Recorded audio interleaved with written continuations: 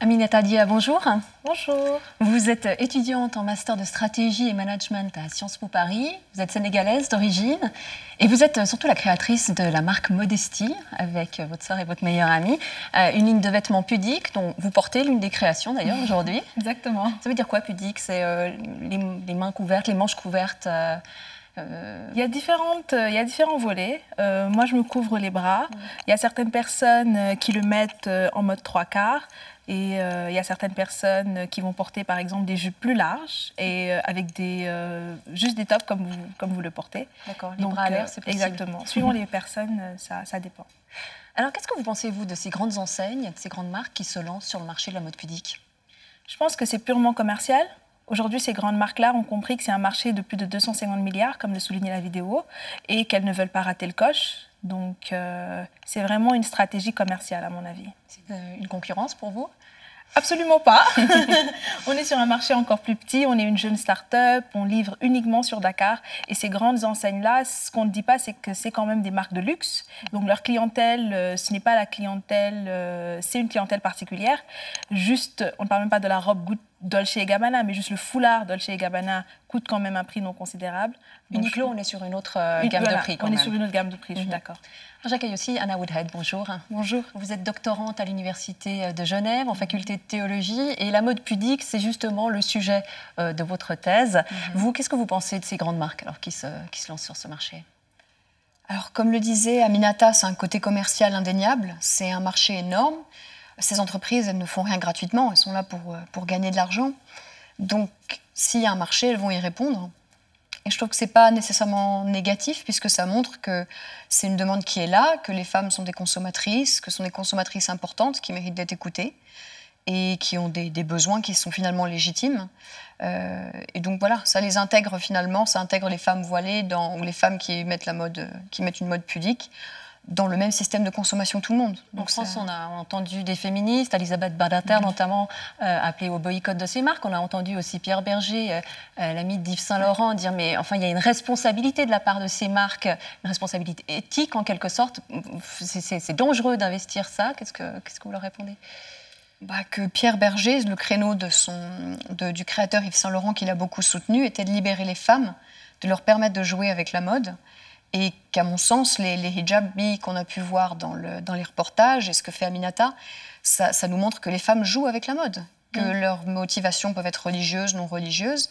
Ça correspond à l'ère du temps. Elles veulent exprimer qui elles sont, comment elles perçoivent l'ère du temps dans leurs vêtements. Et pour rebondir par rapport à ça, je veux dire, même Yves Saint-Laurent, si on retourne il y a 60 ans, on a tous vu les photos et les clichés de mannequins Yves Saint-Laurent arborant le foulard. Donc ça montre aussi une dimension, une certaine amnésie historique et une certaine hypocrisie aujourd'hui dans le débat français. Et considérer le foulard comme un accessoire de mode, finalement, ça permet de voir un symbole, mais ce symbole n'a de valeur que celui que la personne lui donne. Mais vous, pourquoi est-ce que vous portez le voile alors? C'est une question à laquelle je ne réponds pas souvent, parce que je me rends compte en fait que lorsqu'on pose la question, c'est souvent dans une perspective de justification. Et je trouve qu'il y a énormément de raisons pour lesquelles les femmes le portent. Moi, je le porte pour des raisons spirituelles.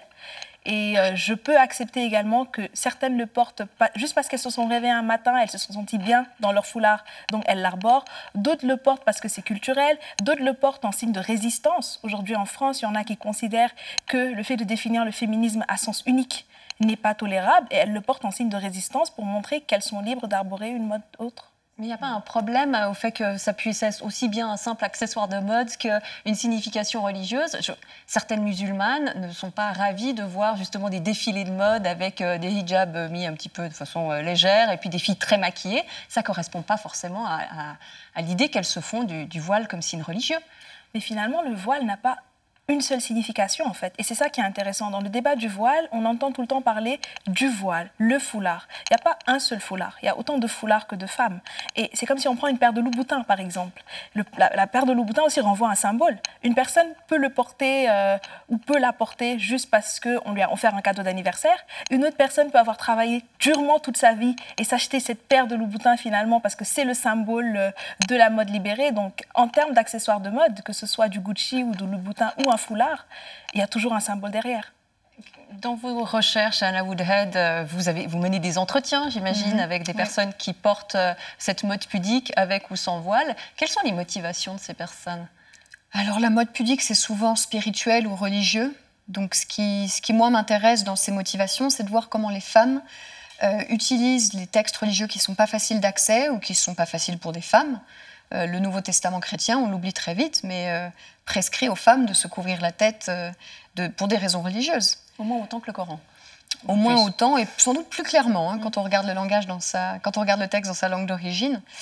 Et ce qui est intéressant, c'est de voir comment les femmes se l'approprient. Certaines vont le comprendre en disant c'est fait pour pas être vu, c'est fait pour être habillé de couleurs sombres. Le but, c'est pas de s'amuser avec, c'est quelque chose de sérieux. Donc ça peut correspondre à ces femmes dont vous parliez, pour qui le hijab avec des petites fleurs ou un motif amusant porté de façon un peu plus légère, c'est un problème.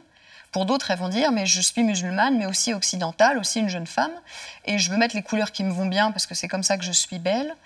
Je dirais que la modestie, la pudeur, c'est pas se rendre invisible.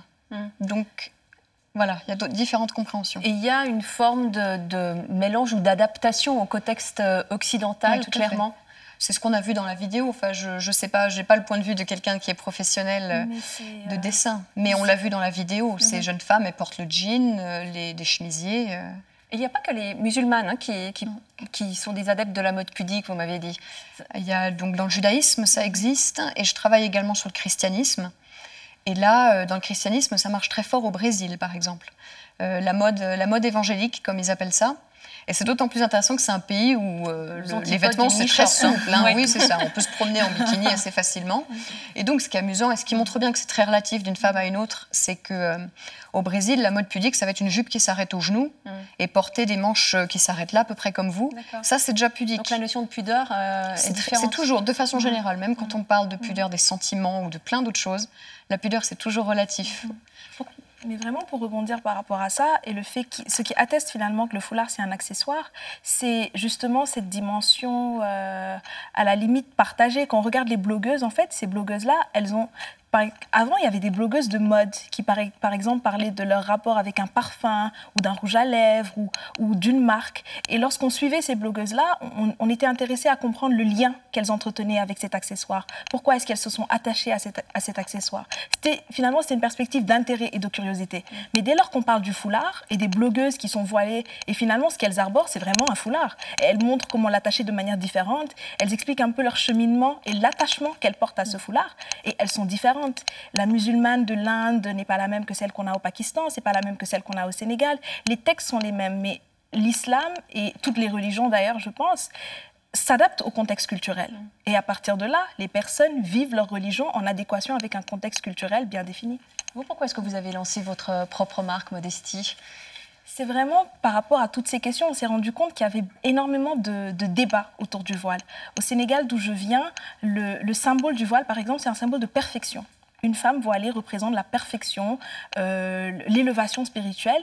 Et ça pose problème parce que certaines veulent le porter, mais juste ont peur d'être catégorisées comme une sorte de perfection. Et du coup, l'idée, c'était de montrer aujourd'hui qu'on a besoin d'une plateforme d'échange et d'interaction entre femmes. Vous montrez toujours, sur vos catalogues, vous montrez toujours une femme voilée et l'autre qui ne l'est pas. Ça veut dire, pour vous, il n'y a pas de c'est bien, c'est pas bien? Et c'était vraiment pour rejoindre ce que disait Anna, c'est-à-dire pudeur et voile. On fait souvent l'amalgame de définir la décence et la pudeur par le voile, ce qui n'est pas réel. Et on voulait montrer à travers cette image-là que de la même manière que le voile est symbole de modestie, de la même manière, on peut être modeste sans se couvrir.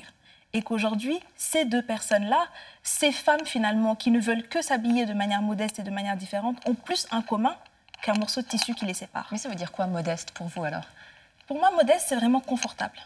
Être confortable avec soi-même, être confortable avec son corps. Après, je suis musulmane et c'est effectivement s'habiller d'une certaine manière qui ne transgresse pas certains cadres finalement fixés par la religion. Modeste, ce qui serait différent de ma perspective dans la recherche, où les femmes qui font ça pour des raisons religieuses, qui sont celles avec lesquelles je travaille, ont un cadre assez clair, enfin qu'elles interprètent elles-mêmes. Toutes ne se couvrent pas la tête, même musulmanes.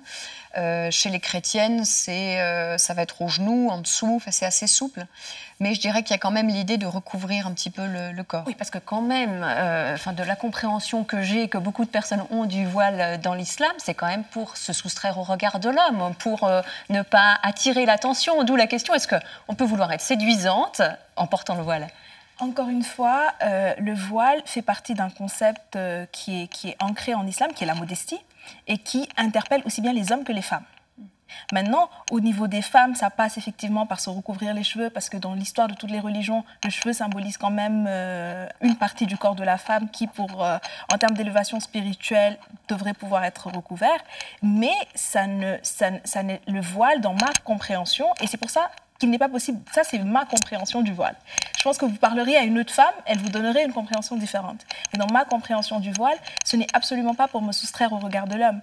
Je pars du principe que la beauté en elle-même a été créée par Dieu, et donc Dieu aime ce qui est beau. Ça c'est ma compréhension. Et du coup, il n'y a aucun mal dans les limites, bien sûr, de la modestie, à développer cette beauté-là. Mais dont chacune a une interprétation différente. Totalement, mais c'est ça et donc qui est intéressant. On peut être voilée et sexy, en fait. Suivant la définition du mot sexy. Oui, ça dépend du cadre dans lequel on vit, mais le fait de devoir porter l'abaya, donc ce grand mouvement, ce grand manteau noir très couvrant dans les pays du Golfe, n'empêche absolument pas le flirt entre jeunes hommes, jeunes femmes dans le Moyen-Orient. L'homme et la femme, de toute façon, trouveront toujours un moyen de pouvoir être en interaction, d'essayer de se séduire.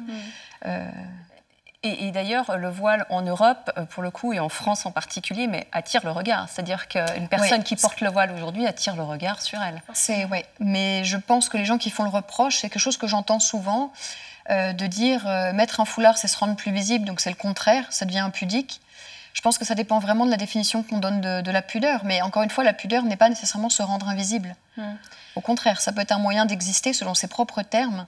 Et surtout dans des contextes hostiles comme la France, c'est un moyen de s'affirmer. Oui, c'est ce que vous disiez, accepter de se fixer des difficultés, de trouver sa liberté dans une certaine forme de contrainte. Que les gens voient comme une horrible contrainte de se couvrir la tête, mais quand c'est choisi librement, que c'est fait pour un but transcendant, donc religieux en général ou spirituel, alors ça peut devenir très libérateur. C'est bien ça qui est remis en question aussi en France, c'est le fait que ce soit un choix libre. Oui, en Suisse aussi, dans le débat français, il y a une sorte de confiscation de la liberté.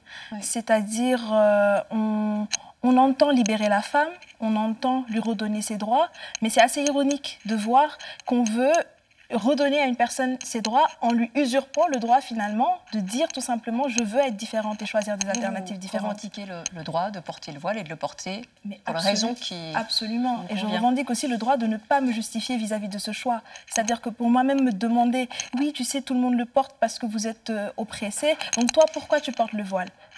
Pour moi c'est une manière de me confisquer ma liberté, celle de tout simplement d'être moi-même sans justification. Bien, je vous remercie beaucoup toutes les deux d'avoir participé à cette émission. Merci. Et Aminata, on peut retrouver vos créations sur la page Facebook Modesty Group. Voilà. Exactement. Et vous pouvez aussi nous retrouver sur Facebook, sur notre page Faut pas croire. Et c'est là que nous vous suggérons de nous laisser vos commentaires.